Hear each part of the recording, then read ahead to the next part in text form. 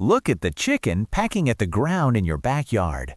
To most people, it is just a common farm animal, perhaps even a bit of a simple creature. But look closer. Look at the way it moves, the structure of its feet, and the prehistoric intelligence in its eyes. You aren't just looking at a bird. You were looking at a living relic of a 250-million-year-old empire. We have been taught that the age of dinosaurs ended with a sudden, violent bang 66 million years ago. But the truth is much more incredible. The dynasty did not just fall, it rebranded. I am Professor Owlstein, and today we are going to travel through time to witness the rise, the tragic collapse, and the secret survival of the most successful land animals to ever walk or fly on Earth. For centuries, we tried to make sense of life on Earth by grouping animals based on how they looked. To our ancestors, dinosaurs were simply anything that was big, scary, scaly, and dead. But as we have learned from the fossil record and the secrets hidden in DNA, looks can be incredibly deceiving. Think of it like a human family tree. You wouldn't group people together just because they all have unibrows or bad posture. You group them by who their parents and grandparents were. If we look at the actual relationships, we find that some prehistoric reptiles have more in common with modern snakes, while the group we now call dinosaurs belongs to a branch that includes modern-day birds like our backyard chicken. Our story begins 250 million years ago in the late Permian period. This was the dawn of the archosaurs, the dominant reptiles of their time and the common ancestors of two very different groups. One branch would eventually lead to the crocodiles we know today, while the other branch led to the dinosaurs. These early ancestors were not the giants you see in cinema. They were the underdogs of their ecosystem, but they possessed a secret weapon that would change everything: bipedalism. By learning to walk on two legs, these early dinosaurs freed up their front limbs for other uses, like grabbing food and defending themselves. It was an evolutionary game-changer that set the stage for a dynasty. Imagine entering the Triassic period. The Earth looks nothing like the world you know, with all the land huddled together in one massive supercontinent called Pangaea.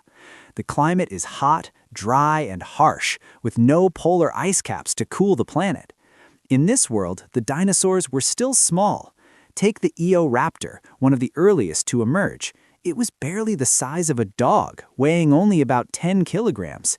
It lived in the shadows of much larger reptiles, vying for survival in a landscape of tough, potentially poisonous plants. But as Pangaea began to fragment and the climate shifted, a massive extinction event triggered by volcanic activity and climate change wiped out the dinosaurs' competition. Suddenly, the shadows were gone, and the world belonged to them. As we move into the Jurassic period, the era of survival transforms into an era of dominance. With the supercontinent breaking apart, lush forests and vast deserts spread across the globe. This is where we see the rise of the titans, such as the Stegosaurus, the Brachiosaurus, and the Allosaurus. They were some of the largest creatures to ever walk the land. But while these giants were making headlines, a smaller, more subtle evolution was taking place. A group of smaller theropods began to develop bird-like forms. One of the most famous was the Archaeopteryx, a stunning mix of dinosaur and bird, featuring wings and feathers, but also retaining bony teeth and a tail. It was a crucial link in a chain that would eventually stretch to your chicken coop. By the time we reach the Cretaceous period, the dinosaur dynasty is at its absolute peak. This is the era of the true superstars, like the Tyrannosaurus rex. Standing nearly 4 meters tall and 12 meters long, this 9-ton predator was equipped with jaws so powerful they could crush bone. It wasn't just a scavenger, it was an active hunter with a heightened sense of smell and keen eyesight, stalking prey like the Triceratops at speeds of up to 40 kilometers per hour. But look closely at the other residents of the Cretaceous. The velociraptor, often portrayed as scaly in movies, was actually covered in feathers used for warmth and stability. Small creatures like the microraptor were even using their feathers for flight, perfecting the blueprint for the avian future. But how do we know all of this? How do we piece together a story that is millions of years old? It is a scientific miracle. When a dinosaur died, its journey was usually over. Most bodies were eaten by scavengers or rotted away. For a fossil to form, the timing had to be perfect. The remains had to be buried quickly by mud, sand, or volcanic ash to protect the bones from the elements. Over millions of years, water seeping into the bones left behind minerals, turning them into stone. Because land-dwelling animals are rarely buried this quickly, dinosaur fossils are incredibly rare.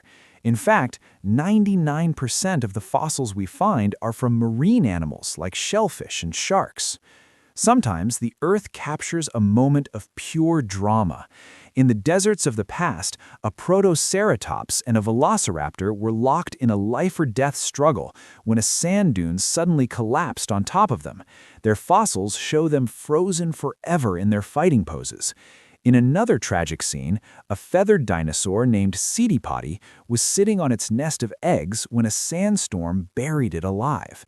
These rare, tragic moments are the windows through which we view the past, revealing not just bones, but the very behavior and feathers of these ancient rulers. Then came the afternoon the world ended. While the dinosaurs were going about their lives, a massive asteroid was hurtling toward Earth. When it hit, it created a crater 150 kilometers wide. The initial impact was devastating, but the aftermath was worse. Dust and debris filled the sky, blocking out the sun for years. The world became a cold, dark place where plants could not grow. Without plants, the herbivores died, and without herbivores, the great predators followed. 75% of all species on Earth were wiped out. The giants that had ruled for 165 million years were gone in an ecological heartbeat. But why did some survive? Why do we still have dinosaurs today? The answer lies in the bird model. The survivors of the asteroid strike were small, no bigger than ducks. Being small meant they needed less food and could breed faster, allowing them to adapt to the new, harsh conditions much quicker than the giants could. They weren't picky eaters. They survived on seeds, insects, and fish. And most importantly, they could fly. Flight allowed them to escape devastated environments and find the few remaining pockets of safety. They were the ultimate survival machines. Today, the dinosaur dynasty is far from dead. With over 11,000 different species, birds occupy every corner of our planet, from the frozen wastes of Antarctica to the deepest tropical rainforests. They have survived ice ages, continental shifts, and the rise of humanity. When the dust settled 66 million years ago, it cleared the way for mammals, and eventually us, to thrive. But we didn't replace the dinosaurs. We simply learned to share the world with the ones that were smart enough and small enough to survive. So the next time you see a chicken pecking at a seed on your lawn, remember, you aren't looking at a descendant of the dynasty. You were looking at the dynasty itself, still reigning millions of years later. Thanks for watching. If you like this video, please subscribe to the channel and tap the bell icon for more amazing content. Until next time, stay curious.